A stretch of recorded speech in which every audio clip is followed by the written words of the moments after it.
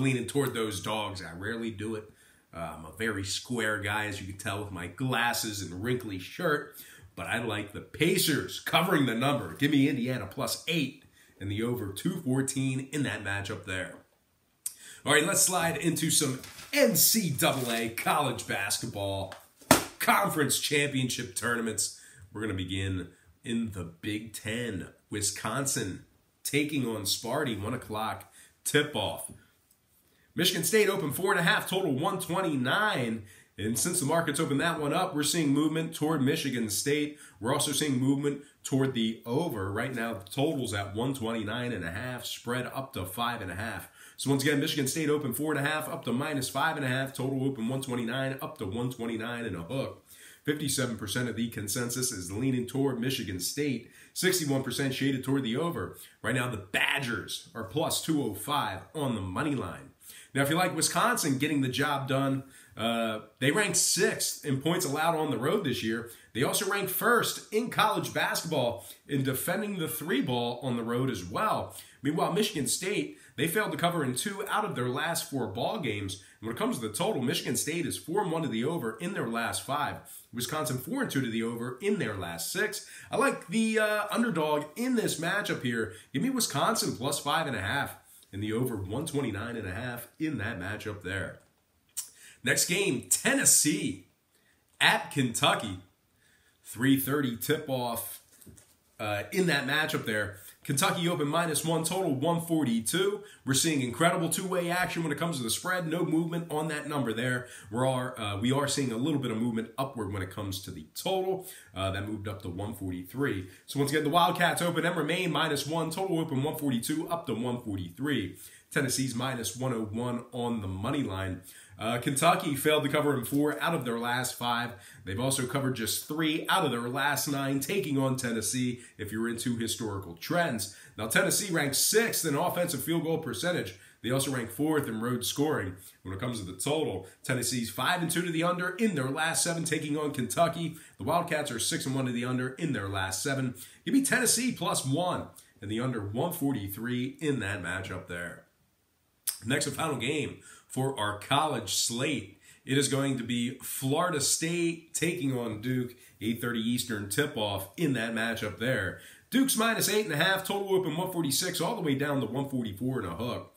Bolden's still out for the tourney for Duke. They obviously rolled that, some time back.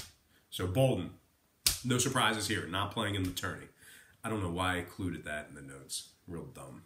But anyway, Duke failed to cover in 5 out of their last 6. Florida State, they ranked 6th in college basketball in road defensive field goal percentage.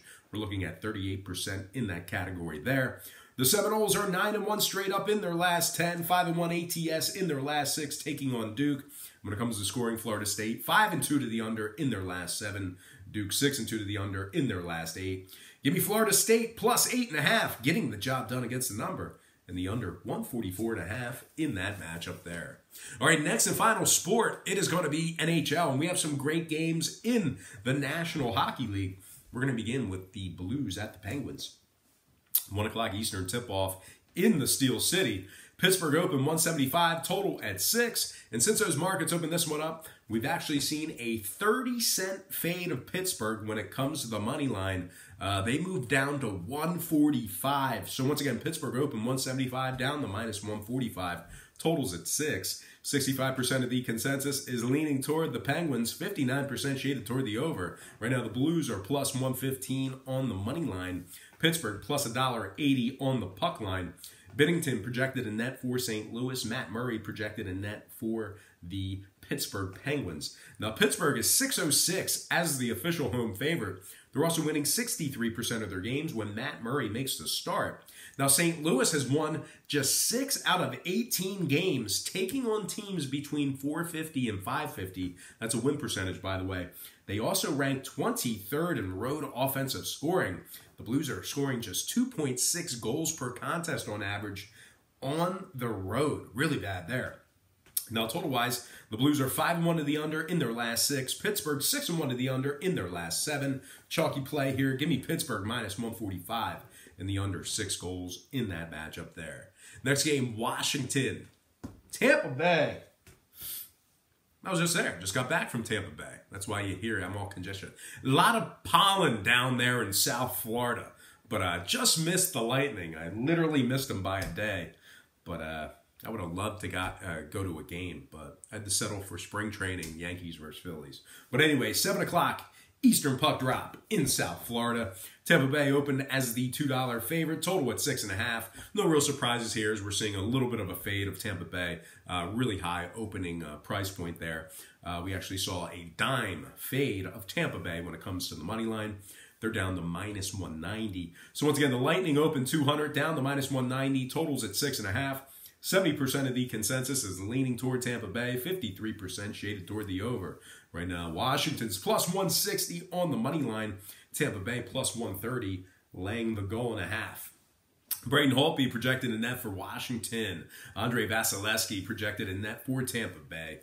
Washington's 4-1 against the spread in their last 5. And as always, when I refer to the spread in hockey, I'm actually referring to the puck line. So Washington covered 4 out of their last 5 puck line plays. They're also 9-3 ATS in their last dozen, taking on Tampa Bay if you're into historical trends. And speaking of Tampa Bay, they rank 23rd in the NHL in home shots allowed. Their opponents are getting 32.3 shots per game at the Amalie Arena or the Amalie Center. I always forget if it's arena or center. Somebody please correct me in the comment section below. But anyway, I'm going to go with arena here. Tampa Bay, once again, ranks 23rd in home shots allowed. 32.3 shots per game on average at the Amalie Arena. Now, total-wise, Tampa Bay 62% to the over, taking on teams allowing more than 2.9 goals per contest. Meanwhile, Washington 4-2 to the over in their last 6 when traveling. Give me Washington plus 1.5, getting the job done on the puck line in the over. 6.5 goals in that matchup there. Next and final game for the show. It is going to be Preds Sharks. 10:30 puck drop in San Jose. The Sharks open 140, total 5.5, and we're seeing movement on both the money line and the total in this matchup here. We're seeing a nickel move towards San Jose when it comes to an outright winner. We're also seeing movement upward on the total. That number moved to 6. San Jose minus 145. So once again, the Sharks open 140 up to minus 145. Total open 5.5 up to minus 6. 57% are leaning San Jose, 61% shaded toward the over. Right now, Nashville's plus 120 on the money line. Pecorine projected in net for the Preds. Martin Jones projected in net for San Jose. The Preds have failed to cover in 9 out of their last 10 puck line plays. They're also just 1-4 ATS in their last 5 on the road.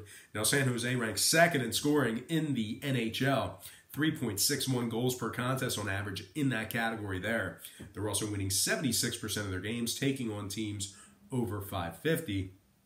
Now, when it comes to the total, San Jose is 5-1 to the over in their last 6, taking on Nashville. So with all that said and done, I'm going to lean San Jose minus 145 in the over. 6 goals in that matchup there. All right, guys, that is going to do it for me. Once again, you can tell I'm a little congested. A lot of pollen down there in Tampa Bay where I was at. And, yeah, that's disgusting.